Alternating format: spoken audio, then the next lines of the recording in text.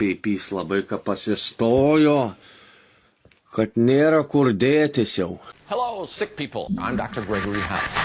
Daktaru Hauzu netiki niekas. Tai ko Vytuk atvykote pas mus į kliniką? Remontuot. Sakė, užregistravo.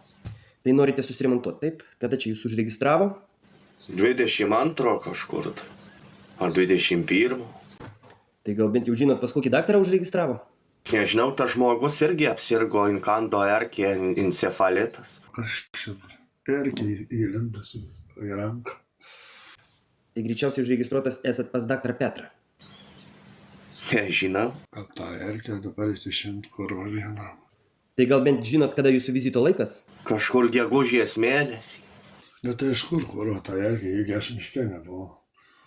Taip, matau, esate užrašytas pas daktarą Petrą, bet dėja šiuo metu jo nėra. Bet tas žmogus pats apsirgo, erkinį laimo ligą apsirgo pats.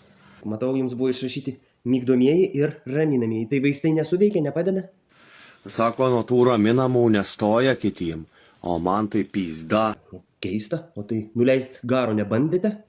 Bet nežinau, čia kažko tai da vis tiek stovi.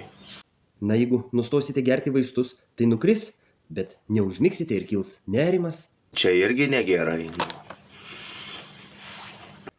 Čia tokie panašus pavadinimai. Gal daktaras Petras sumaišė vaistus ir jums Viagrą išrašė? Ne, Viagra kitokios tabletės. Sakote kitokios? Viagra būna mėlynos.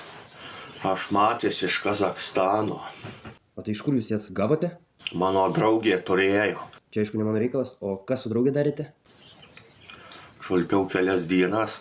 Civiliniai santykiai. Kaip tik va matau ateina daktarė.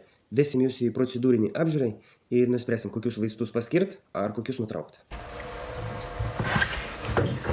Čia kaip indaktarė panaši. Jūs turite omeny, jūsų draugė indaktarė panaši? Na tai bus lengviau jūs apžiūrėti. Laikyk, visą gyvatę, laikyk.